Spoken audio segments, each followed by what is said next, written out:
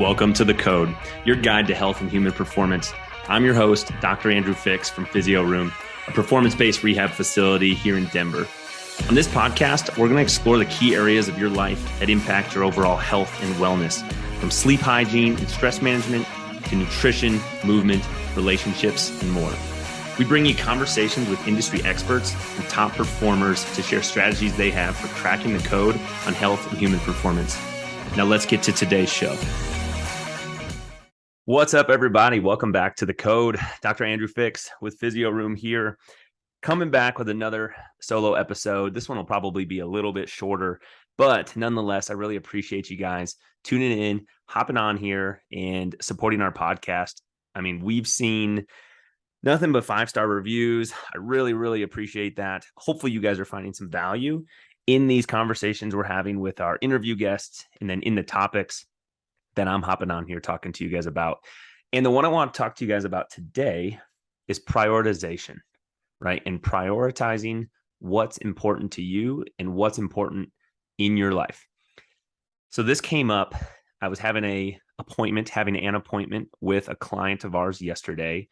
And, she's been a client of ours. Her husband has been a client of ours for many months at this point, probably over a year at this point.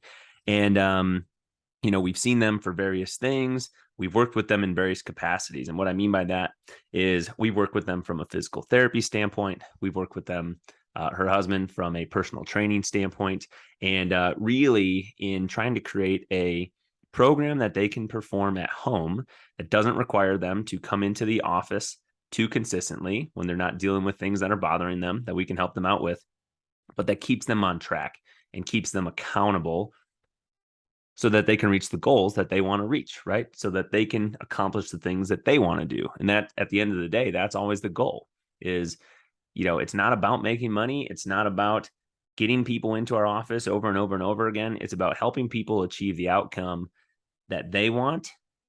And we guide them like the best of our abilities, right? We guide them to that. There's manual techniques, there's exercise guidance, there's education, whatever all goes into that, whether it's in person or virtual. That's the goal at the end of the day, is to help people try and accomplish the outcome that they're looking for. And so she and I were having a conversation yesterday. And one of the things that has been a little bit tricky for her since she started was not that she doesn't know what to do, because we've taught her in her appointments the home exercises that she should be doing to address the symptoms that she has, right? And to continue feeling the improvement that she wants to feel.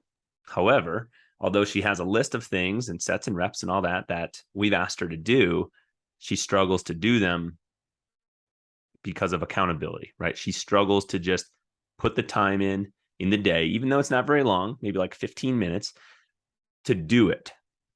So she comes back in for her once a month appointment yesterday, and she has some good news that she wants to share to me. So she pulls out her planner notebook, and she lives by this thing, right? She's writing appointments down. She's got her work schedule in there in this planner notebook. And what she's started to do in the last month since we saw her last is really put an emphasis on priority for her home exercise program. So she's started scheduling in her workout sessions. Okay. So 2 days per week. And I guess this is not even just the home exercise program we gave her, but she's gotten back into a regular exercise routine that she used to do several years ago with a personal trainer through another office. And she has fallen off the bandwagon with that, right? That office no longer does personal training in their facility. Their goals have shifted. That was actually the office that referred this individual to us, which was amazing. We have a great relationship with them. And you guys have heard about Trivita Functional Medicine on this show before. There's an awesome episode if you want to go check that out. They do a wonderful job. So anyways, she has started scheduling 2 days per week her workout sessions in. And they're not taking a long time. It's like 30 minutes or less. But she was very proud of the fact that, hey, she's making a priority to do this, where the several months prior, there's always been one obstacle after another that has just come up in her day or in her week that has, for the most part, prevented her from getting these things done. But now they're not. She's been consistent for 4 weeks with her exercise routine because she's scheduling it. She's scheduling it, you guys, just like she would schedule anything else, right? If there's something important in your life, whether that's something for your profession or your career, work related, whether that's something for your family, whether that's something for you, if it's important, it needs to go on your schedule and not just be something on your list that you hope to get to when all of the other to-do list items are done, right? That's one of the ways that we fall off the bandwagon with goals that we have is if you're planning to work out after all of your other things have finished in the day, well, what if the day doesn't go according to the plan that you had when you went to bed the night before, or even when you woke up that morning, and your day is going well, and then all of a sudden shit hits the fan, right? Something happens that derails the plan for your day. A lot of times, some of the other things that were on our list don't get done because they weren't scheduled. They weren't important enough to have time blocked out, dedicated to them, right? So since we're talking about fitness, this is something that I have to do in my life. Otherwise, I miss it. And then, quite frankly, otherwise, I'm a grumpy person to be around. If I'm not getting the activity time in my day and in my week, I'm not as fun to be around. If you're unsure, ask my wife, Erin. She'll tell you, Andrew needs to exercise. He's a busybody. He needs to move. And however, if I don't schedule my workouts into my day, then things are going to get in the way of that, whether it's client appointments, whether it's podcast interviews, whatever it is, something's going to get in the way if I don't have that workout blocked in. And it's non-negotiable, right? I was having the same conversation with a different client yesterday. He wanted to schedule a particular time for an appointment on my calendar a few weeks from now. And I told him, well, I don't really want to do that time because that's the time that I have my workout planned for the day. However, if that's really the best time for you, I can do it, because of what I see here is I can move that workout to a different time that's still available on my schedule. As long as I get it in, I don't mind what time it takes place.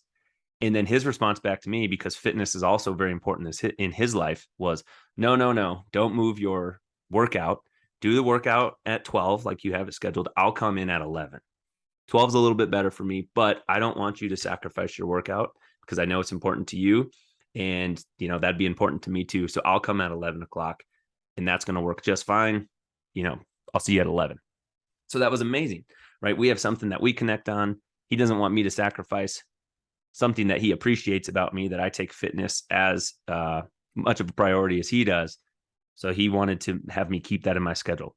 Again, I would have been just as happy to move that to 5 p.m. where I had another slot available, but normally I do 12. He said, no, keep the 12. Okay, keep the 12. We'll go from there. And I'll come in at 11. So that's what this woman's doing. She's scheduling in things that are important.